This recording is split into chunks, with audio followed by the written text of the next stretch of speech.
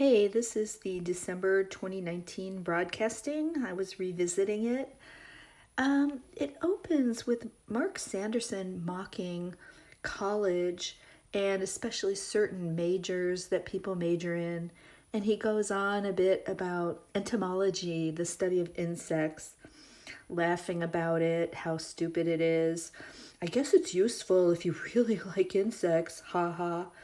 So if you just look it up, you can see the beneficial aspects of insects. It's a whole thing. They are used in agriculture, food, if you're into that, all kinds of other things. I just looked it up really quickly.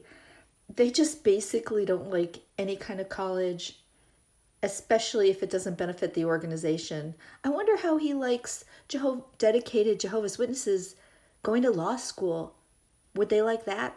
Or do they only like lawyers who became lawyers before? That would probably be a good major that would help the organization, because they sure do need a lot of them lately, don't they? So, of course, then he goes on to contrast studying subjects like insects with divine education, which they just had at Gilead. What is it, like 5 months long? It's so ridiculous. So he said, divine education is so different. It motivates us to ask the question, how far can I go? Not to further myself, but to help others. Yeah, to help others get into the watchtower, right? At minute 5, Sanderson is quoting that verse in Philippians that is really different in the New World Translation. So first I'm going to read it in the New Living Translation, and this is similar to the other mainstream translations. Philippians 2:6. Though he was God, he did not think of equality with God as something to cling to. That was about Christ, of course. And then I found something really surprising when I was reading Philippians 2:6 in the New World Translation. This is the recent New World Translation. It says, who, although he was existing in God's form, did not even consider the idea of trying to be equal to God. So I remembered it having the word seizure. So I looked back at the previous New World Translation which is the reference Bible that they have on their website. They did change the words. So here, Philippians 2:6 says, who, although he was existing in God's form, gave no consideration to a seizure, namely that he should be equal to God. So I think it's definitely kind of dumbed down, and it is making more clear the point that they're trying to make. Did not even consider the idea of trying to be equal to God. So I thought that was really interesting.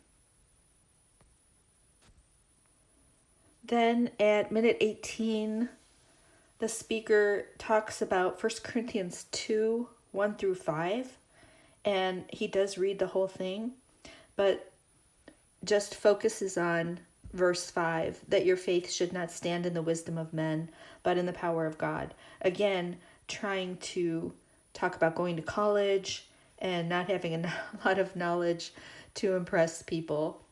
And I just had to kind of smile at that, because he actually read 1 Corinthians 2 verse 2, and that's kind of the elephant in the room there if you really think about it. It says, for I determined not to know anything among you save Jesus Christ and him crucified.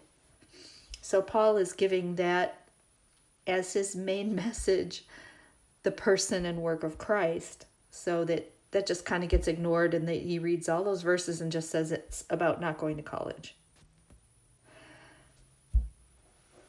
Around minute 37, I think what is given out is kind of a subtle prosperity gospel. And I've heard this a couple times now in recent years. So around minute 37, the speaker says, let us continue to lean on Jehovah and working vigorously, doing what Jehovah, meaning the organization, directs us to do during these difficult times. Oh, I didn't write that word down, but I'm assuming it says times. Living up to our dedication to God. And doing so, we can be assured that we too will be blessed by Jehovah. He will give us an eternity of days to enjoy in his glorious new world soon to come. Now it really gets wild around minute 43. And I did quote this in one of the calls I posted recently. So this is the exact words. I actually had to go back and check it because I was thinking, did I really write this down correctly? So the speaker said, trusting in Jehovah means trusting those whom he trusts. So essentially he's saying trusting in Jehovah is the same thing as trusting us, right? Because they are the ones he trusts. Kind of reminds me of saying the same thing as they've said before, obeying the slave is like unto obeying the voice of Jesus, right? It's just kind of a variation on that same idea. Going on with that, Jehovah has arranged for the faithful and discreet slave to care for earthly kingdom interests. Trust in the appointment of the slave. Trust in Jehovah's arrangement. Follow any direction that the slave provides. Man, don't you just want to throw up? So I also counted how many times he said trust and its inflections in 9 minutes. He said it 49 times. That's an average of 5.5 times per minute. So I was kind of looking up at what level of repeating something per minute something actually becomes literal mind control or even hypnosis. And it doesn't quite get to that point, but it is on the level of a level lower than that. It is notable, when I looked it up. Then at minute 56, the speaker is talking about Isaiah 6, where about the vision of Jehovah. And he says that Isaiah saw Jehovah's throne. But the words there actually say Isaiah saw Jehovah.